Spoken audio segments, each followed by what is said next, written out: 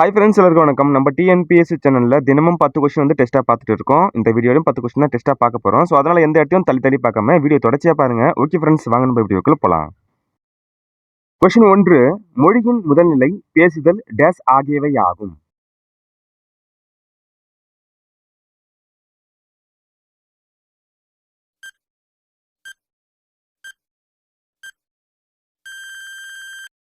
Answer கேட்டல்.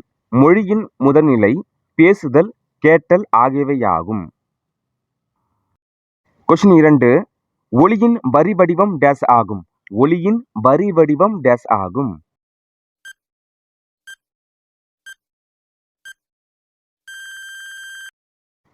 Answer எழுத்து.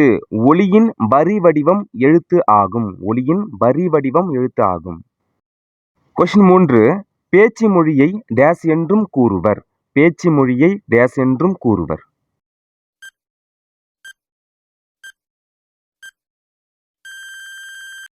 Answer உலக வழக்கு. பேச்சு மொழியை உலக வழக்கு என்றும் கூறுவர். 7ஆம் வகுப்பு தமிழ் புக்கில் பக்கம் 10 அதில் பார்த்தீங்க அப்படின்னா பேச்சு மொழியும் எழுத்து மொழியும் அதை பற்றியான விரிவான விளக்கம் கொடுத்துருப்பாங்க. அதில் வந்து பேச்சு மொழியை உலக வழக்கு என்றும் எழுத்து மொழியை இலக்கிய வழக்கு என்றும் கூறுவர். கொஸ்டின் 4, மொழியின் உயிர் நாடியாக விளங்குவது.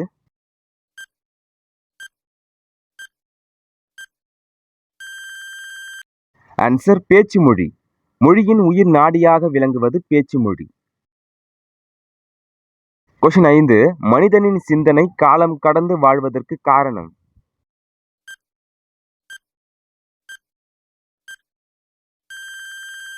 ஆன்சர் எழுத்து மொழி. மனிதனின் சிந்தனை காலம் கடந்து வாழ்வதற்கு காரணம் எழுத்து மொழி. கொஸ்டின் 6, தமிழின் கிளை மொழிகளில் ஒன்று.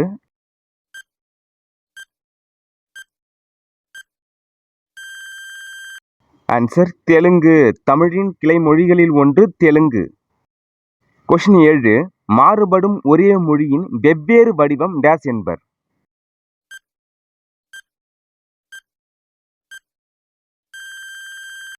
ஆன்சர் வட்டார மொழி. மாறுபடும் ஒரே மொழியின் வெவ்வேறு வடிவங்கள் வட்டார மொழி என்பர். கான்செப்ட் என்னன்னு பார்த்தீங்கன்னா, இப்போ நம்ம தமிழ்நாட்டில் இருக்கிறோம், எல்லாருமே தமிழ் தான் பேசுகிறோம். மதுரை மாவட்டத்தில் இருக்கிறவங்க அவங்களோட தமிழ் வந்து உச்சரிப்பு வேற மாதிரி இருக்கும். அதுவே விழுப்புரத்தில் இருக்கிறவங்க அவங்களுடைய உச்சரிப்பு வேற மாதிரி இருக்கும். அந்த டிஃப்ரெண்ட் வந்து தமிழ் தான் பேசுகிறோம், இருந்தாலும் அந்த டிஃப்ரெண்ட் தெரியும் இல்லையா, அதுதான் கான்செப்ட்.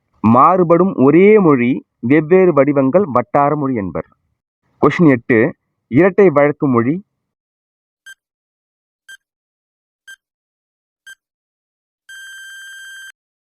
ஆன்சர் தமிழ். இரட்டை வழக்கு மொழி தமிழ். இரட்டை வழக்குன்னு என்னதுன்னா பேச்சு வழக்கு இலக்கிய வழக்கு. கொஸ்டின் 9, உலக வழக்கு செய்யுள் வழக்கு பற்றி குறிப்பிடுபவர்.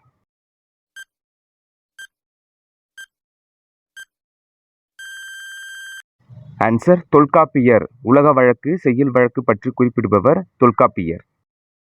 கொஸ்டின் 10, எளிய நடையில் தமிழ் நூல் எழுதிட வேண்டும் என்று பாடியவர்.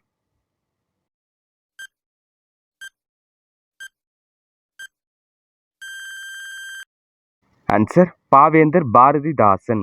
எளிய நடையில் தமிழ் நூல் எழுதிடவும் வேண்டும் என்று பாடியவர் பாவேந்தர் பாரதிதாசன். ஓகே ஃப்ரெண்ட்ஸ், இந்த 10 கொஸ்டினில் நீங்கள் எத்தனை கொஸ்டினுக்கு சரியாக ஆன்சர் பண்ணீங்கன்னு சொல்லிட்டு இந்த வீடியோ கமெண்ட் பாக்ஸில் கமெண்ட் பண்ணுங்கள். இந்த வீடியோ பதிவு கண்டிப்பாக உங்களுக்கு பயனுள்ளதாக இருக்கும்னு நினைக்கிறேன். அடுத்த வீடியோ பதிவில் சந்திப்போம். நன்றி, வணக்கம்.